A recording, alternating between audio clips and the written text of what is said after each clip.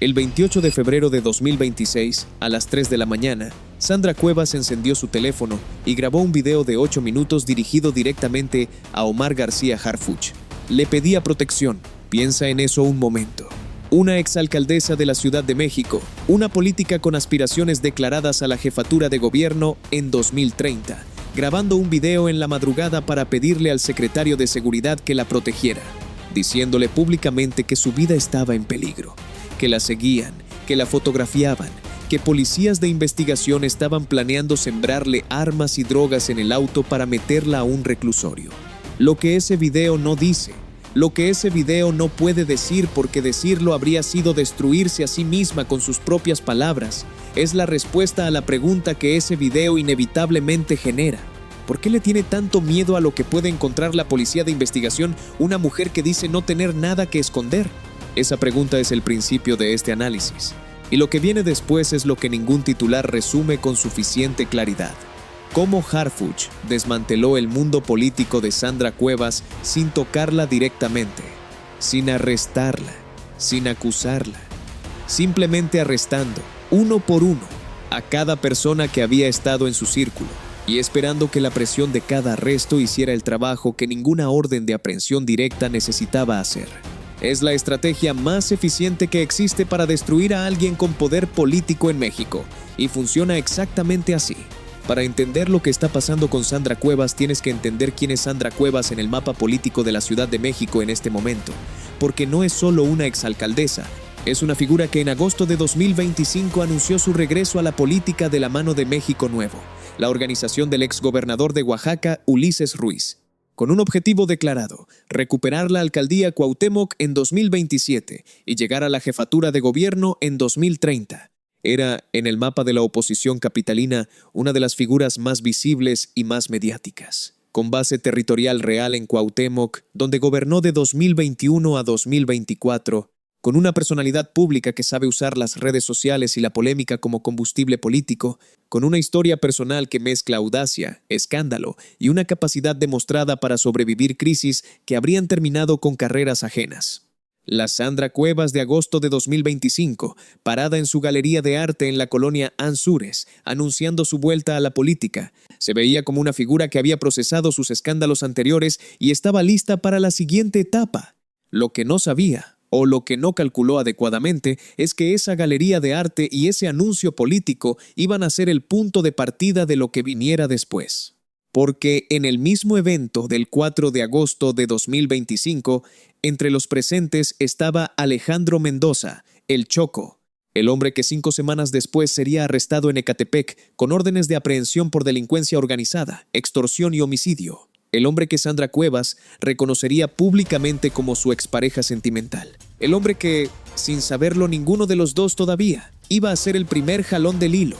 El 10 de septiembre de 2025, la Fiscalía del Estado de México confirmó la detención de Alejandro Mendoza, alias El Choco, en el estacionamiento del Centro Comercial Las Américas, en Ecatepec. Las acusaciones: delincuencia organizada, extorsión, homicidio, cobro de piso, préstamos gota a gota, narcomenudeo, despojo de propiedades en Nezahualcóyotl, Tultitlán, Acolman y Ecatepec. El líder de la Choquiza, una organización criminal que opera en el oriente del Estado de México y en zonas de la Ciudad de México con métodos que van del préstamo usurario al asesinato. Ese hombre había estado en la Galería de Arte de Cuevas el 4 de agosto y el 31 de agosto la había acompañado en una rodada ciclista con motivo de las fiestas patrias. Las imágenes circularon en redes sociales antes de que los medios las reportaran. Y con esas imágenes llegó la pregunta que Sandra Cuevas tenía que responder. ¿Qué hacía el líder de la Choquiza en tu evento político? Su respuesta, que repitió en versiones distintas durante días, fue siempre la misma en su esencia. Habían tenido una relación sentimental breve. Ella no sabía quién era él cuando la tuvieron.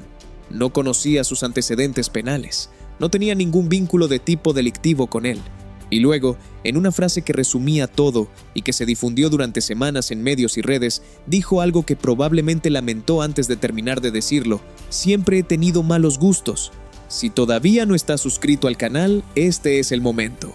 Lo que viene sobre el futuro político de la oposición capitalina y sobre cómo los vínculos con el crimen organizado están redefiniendo quién puede y quién no puede aspirar a gobernar en México necesita exactamente este contexto.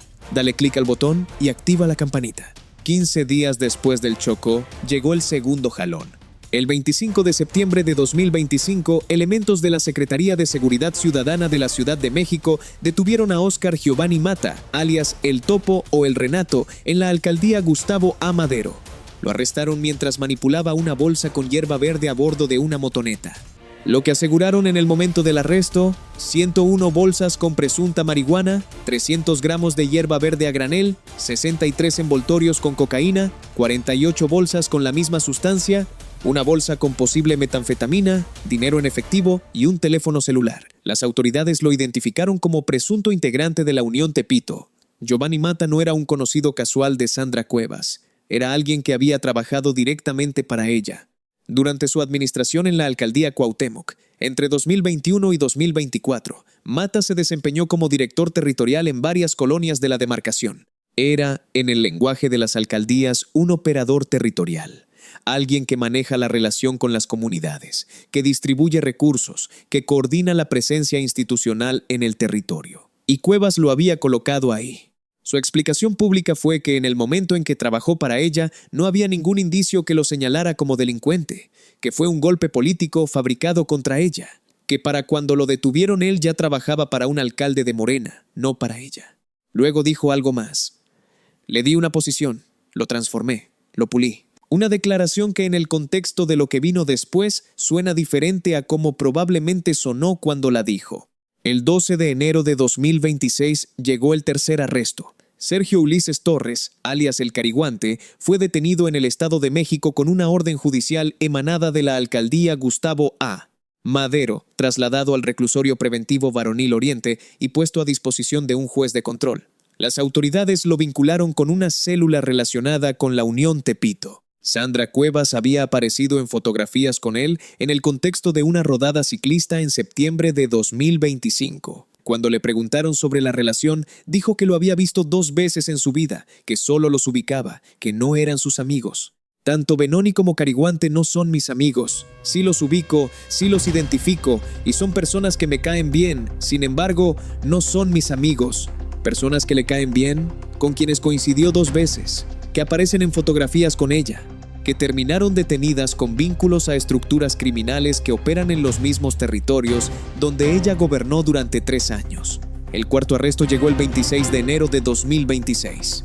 Benoni, detenido en un operativo en la zona norte de la capital, con dosis de droga, un arma de fuego y dinero en efectivo, vinculado a proceso por narcomenudeo y portación de arma. Señalado como presunto generador de violencia en la misma demarcación, con un antecedente previo de ingreso al sistema penitenciario por robo agravado en 2019 y con un segundo ingreso en el estado de Veracruz. Dentro de las investigaciones, señalamientos de participación en el homicidio de un hombre en la misma zona de operaciones. Sandra Cuevas dijo que lo había visto 2 veces. En la rodada de septiembre, que no era su amigo. 4 personas, 4 arrestos. 4 vinculaciones con organizaciones criminales distintas o relacionadas. El Choco con la Choquiza, el Topo con la Unión Tepito, el Cariguante con la Unión Tepito, Benoni con una célula de la zona norte. 4 personas que en algún momento estuvieron en el mismo espacio que Sandra Cuevas, en su galería, en su rodada, en su alcaldía.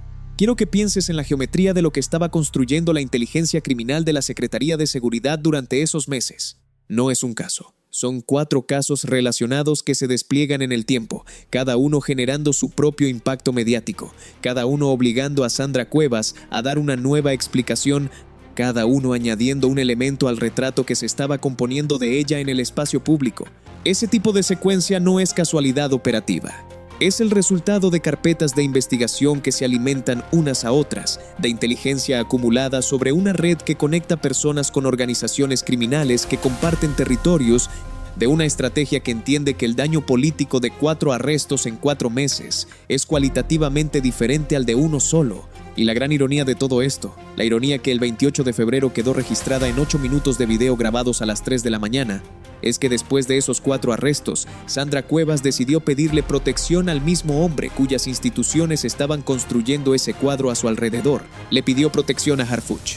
Dijo que Dios lo bendijera y que siguiera dando los resultados que había dado en contra del crimen organizado. Y mientras lo decía, mientras grababa ese video en la madrugada con la desesperación visible de alguien que siente que el suelo se mueve bajo sus pies, la ironía que no nombró es que los resultados que Harfuch había dado en contra del crimen organizado eran exactamente los que la tenían ahí, grabando ese video a las 3 de la mañana pidiendo protección. El video del 28 de febrero tiene varias capas que vale la pena analizar, porque cada una dice algo diferente sobre la situación en que se encontraba Cuevas en ese momento.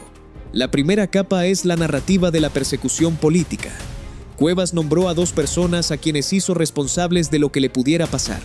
Ricardo Monreal, diputado federal de Morena, al que acusó de no perdonarle que no hubiera ayudado a que su hija Catalina ganara la alcaldía Cuauhtémoc, y Alessandra Rojo de la Vega, la alcaldesa que la sustituyó en Cuauhtémoc, a quien describió en términos que no requieren repetirse aquí, pero que no dejan lugar a dudas sobre el nivel de animosidad entre ellas. La persecución política es un argumento que en México tiene peso real, porque la persecución política existe y ha existido. Hay casos documentados de opositores a quienes se les fabricaron cargos o se les aplicó una presión institucional desproporcionada por razones estrictamente de conveniencia del poder en turno. Pero la persecución política como explicación de lo que le está pasando a Cuevas tiene un problema estructural.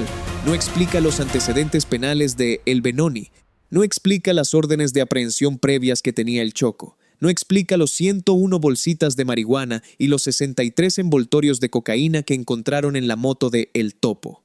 No explica el historial de ingresos al sistema penitenciario que aparece en los expedientes de al menos uno de los 4 detenidos. La persecución política puede fabricar el momento del arresto.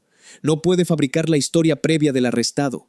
La segunda capa del video del 28 de febrero es la más perturbadora.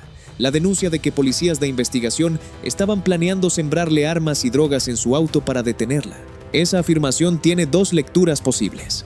La primera, es verdad y hay un plan para incriminarla fabricando evidencia. Eso sería una violación grave a las garantías de cualquier ciudadana y merecería la investigación inmediata que Cuevas pedía en el video. La segunda, no es verdad, o no en los términos en que ella la presentó, y su función dentro del video es crear un escudo preventivo. Si en el futuro la detienen con algo comprometedor, el video del 28 de febrero ya establece que ella lo anunció primero, que dijo que se lo iban a sembrar, que hay un registro público de que ella denunció exactamente eso. Ambas lecturas son posibles. Lo que ninguna de las 2 cambia son los 4 arrestos que la precedieron.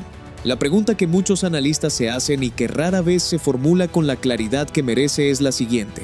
¿Qué dice sobre la política territorial en la Ciudad de México que la exalcaldesa de una de las demarcaciones más importantes de la capital haya tenido en su entorno cercano, en un periodo de meses, a 4 personas vinculadas judicialmente con estructuras del crimen organizado?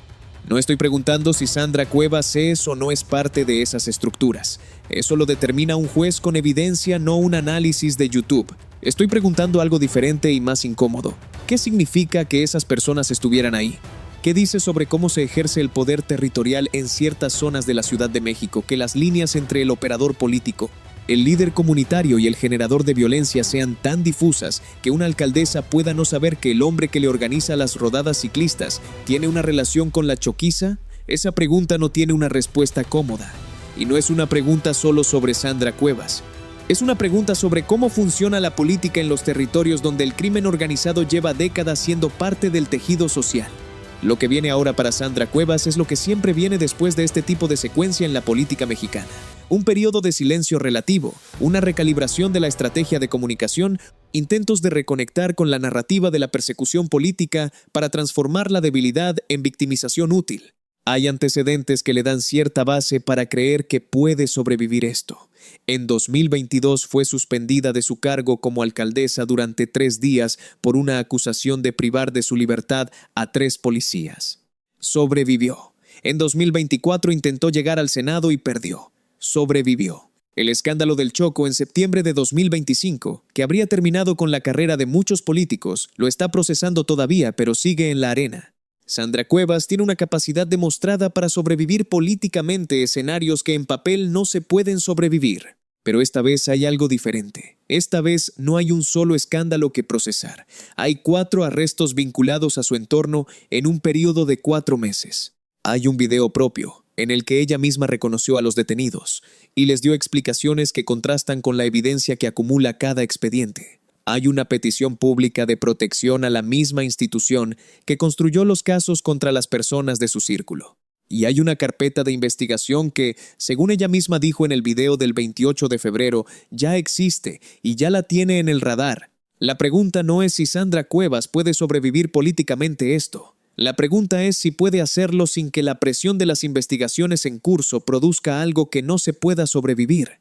La frase más honesta que Sandra Cuevas dijo en todo este periodo no fue en el video del 28 de febrero. Fue la que pronunció en octubre de 2025, cuando el escándalo del Choco estaba en su punto más alto y los medios no le daban tregua. Siempre he tenido malos gustos.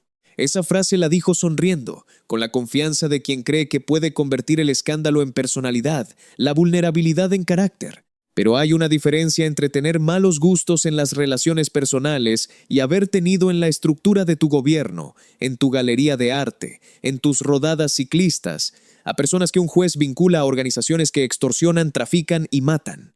Esa diferencia es la que Harfuch, con 4 arrestos y ningún acto directo contra Cuevas, está poniendo sobre la mesa, sin decir una sola palabra sobre ella, sin acusarla de nada, solo arrestando a las personas que la rodeaban, uno por uno, y dejando que cada arresto generara su propia pregunta. Eso es lo que hace que el cerco alrededor de Sandra Cuevas sea tan efectivo y tan difícil de combatir políticamente. No hay un acusador visible que pueda señalar como enemigo.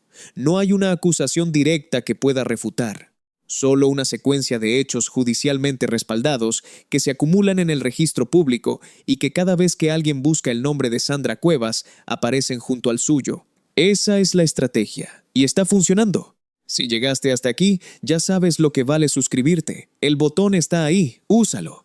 Y si conoces a alguien que quiera entender la política de la Ciudad de México de verdad, no solo los titulares, comparte este video. Esta historia todavía tiene muchos capítulos por delante. Y los vamos a contar aquí, con el mismo nivel de detalle, sin adornos y sin filtros.